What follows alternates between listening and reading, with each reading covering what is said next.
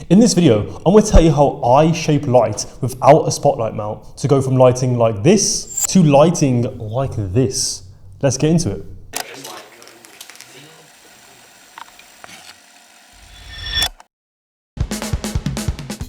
Hello everyone, my name is Joe, welcome to Genius of Joe. Today, we'll be discussing a unique lighting setup that I've tried a few times that is usually made with a spotlight mount, but in this video, I'm going to tell you how I recreated this look with just some cheap black material.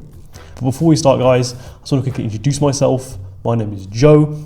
I'm a professional portrait photographer where not only a year ago was making quite boring and lifeless work and getting basically no clients to now only a year later getting regular clients and is able to make distinctive work that actually stands out to the rest of the competition. And on this channel, I'm looking to help other portrait photographers like yourself not only improve, but to make work that actually stands out to the rest of the industry and the rest of the competition. If that seems interesting to you guys, please subscribe to the channel. And once I've gained your trust and you want to learn even more about portrait photography, my one-to-one coaching program is available in the link below, where I personally go on calls with you, I critique your portrait work, and I just help you with any advice that I've gained over multiple years of experience, so you can start accelerating your portrait photography progress now rather than later.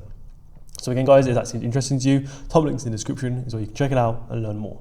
This lighting technique or setup is a great way to make your work look quite unique and distinctive, as not a lot of photographers do this. And it's also a great way to create shape and dimension within your photos, or your portraits to be more precise. So how did I create this doorway sort of lighting within my portraits? Well, you'd be surprised guys how easy and cheap it was to recreate this look. You may have seen lighting similar to this before with photographers using spotlight mounts or any other expensive ways to do this, or they may use like actual doorways to shine the light through to create that shape. But if you're in a studio and you don't really have access to really expensive equipment, those options aren't really viable to you. Well, the way I recreated this lighting technique was actually quite simple and cheap, and something that you guys can definitely try at home, in your local studio, at home, whatever, right?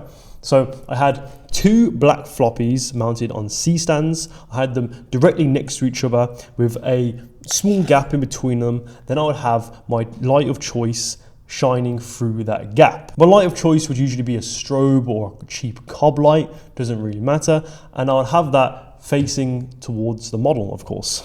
You could obviously play around with how wide that gap or tight the gap should be, but my gap is usually about 2 feet wide, just so it covers most of the model. Obviously you don't want to make it too wide, because it's too wide you can't really notice it unless you're going to shoot really wide in the compositions, really wide lens, whatever. But if you're going to shoot quite normal, like full shots or anything like that, you'd want the gap to be quite small. So again, like 2 to 3 feet, 1, 2, 3 feet. Just experiment a bit with how wide or tight the gap should be. That's it really guys. A very simple setup, one light setup. Guys, black floppies too, the floppies I'm using to create that gap, they're quite cheap. You can get them for like £40 on AliExpress, really cheap stuff. I know C-stands can be quite expensive, but another way to mount the floppies would be on a light stand. So having it taped up or using clamps. Clamps are really cheap guys, you can get them for like £5–10 on Amazon. Obviously you're gonna have to spend some money to make this lighting setup. Don't expect to spend like 50 quid to get a lighting setup like this, or for you Americans out there $50 or whatever, right? But you have to spend some money to get a setup, and this is probably the cheapest way to get that setup. Unless you want to buy spotlight mounts for like £500 or whatever it is, then just get these floppies, these cheap floppies. Initially, I thought the material had to be this long material. So for black floppies, they're quite big. There's one right here. It's about like 10–15 feet, right? It doesn't have to be that long. As long as it's about 5 feet tall, 4 feet tall, it doesn't matter. Because even if, for example, if it's on a C-stand and it's quite high up, but it's not covering all of that space, as long as you have the light facing up more, as long as you have it beamed up more and then pointing down, it will create that narrow, that doorway sort of shape. Obviously you don't have to use floppies, you can use any black material, that would be good, or you can just use traditional poly boards, which obviously a lot of photographers use in studios. I would suggest using black material to be precise. Has to be black because if you use white or lighter shade colors, you run the risk of having the light bouncing in other places. So if you want the light, so you want to make sure the light is narrowed down to just that doorway sort of shape, use black material. For the light of choice that lights through the gap through the material that you're obviously going to use to light the model, it can be anything, guys. It doesn't have to be a super expensive light. I've personally used more powerful strobe lights, my newer Vision 4, for like about 300 watt light. Obviously I didn't use the whole 300 watts for it, but I've also used cheaper Nanlite 60Bs, which are, again, cob lights that are 60 watts. You can get them for a couple £100, or if you want to get cheaper options, you're talking like a 150, £200. Very cheap lights. But for the lights, I would suggest using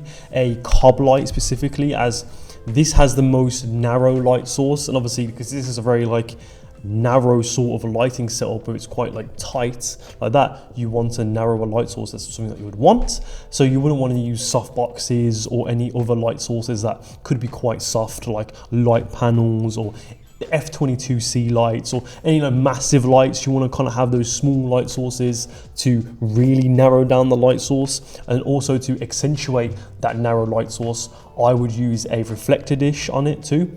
So the reflector dish is something that it's like a thing that you put on, it's like a mount or an adapter mount, whatever you want to call it, to put like a modifier, that's the term, modifier.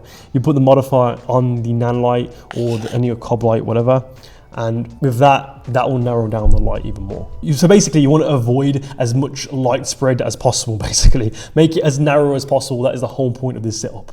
And with this lighting setup, guys, you can really experiment with the look and the theme that you're going for. For example, you can have your model step forward a bit to cast another shadow behind them. If you're thinking about the messaging behind their photos, well, this could suggest the theme of split personalities, or maybe even schizophrenia or something, right? Something that maybe they're fighting a battle with themselves. It could suggest they are trapped within the light, they're isolated within that light source, which is quite narrow. Or it could suggest maybe there's a doorway, they're stepping into a doorway of hope and opportunities. It also just creates mystery, right? Like, what is behind that? What is casting that light? What is there? Is there something waiting for them? Is there something watching them? There's these little things like that just makes your photos so much better as you're starting to tell a story and to start to reinforce a theme through your lighting. By the way, guys, if you want to learn more about lighting your model and to actually start lighting with intention and to create a story behind it to really enhance your portrait work, I actually have a full lighting course, which I'll link below. And by the end of it, guys, I promise you, you'll know so much more about lighting, and you'll actually start to understand how professional portrait photographers light in their studios and how they light their models. So if you're interested in that, that's linked below, where you can check it out and learn more. So there you have it, guys, a simple one light setup that creates unique and eye-catching results. And if you want to step it up a notch and really spice up the lighting setup, you could add another backlight, maybe a rim light, to really accentuate that separation between the model and the background. Or you may even want to do 2 doorways, so have 4 floppies or 4 pieces of black material to create 2 shadows, like a split shadow like this. It's up to you, guys. It's really up to you. And if you want to learn even more ways to make your portrait work stand out and pop, again, guys, top links in the description is my coaching program, where I will personally give you tailored personal advice. So personal advice to you that is tailored to you about your own portrait work, which will definitely help with accelerating your portrait photography progress. Again, guys, that is linked below if you're interested. Check it out if you want to learn more. Anyway, guys, that is it for the video. Thank you for watching. Hope you guys found this useful. You know, this is different type of setup. I know, by the way, sorry if the audio is quite echoey. I'm in a bigger studio. My usual room was not available. Obviously, my room has like that room I usually use has padding everywhere. This is just a film studio, so it's just echoey as fuck. It's a big ass room. There's no pads or anything like that. So what do you call them? Paddings on the wall, the cushion, like cushions for the wall, so it doesn't to make cushions the audio. Whatever, I don't fucking know. But yeah. Let me know what you guys think in the comments below of the setup. Obviously, this is only going for like 2 videos, by the way. It's not going to be like forever, not permanent. So let me know what you guys think of this video. If you want to see more lighting videos like this, please subscribe so I know that you want to see more videos, or comment or like. by the way. Before I go, again guys, top links in the description is my portrait photography coaching program. Obviously I have my lighting course, which I mentioned earlier, and I have my free exposure triangle guide. So if you're struggling with learning how to use your camera settings, again guys, that is a free exposure triangle guide, which you can see in the link below also. Click on any of these videos here to learn more about portrait photography, and I'll see you next time guys. Goodbye.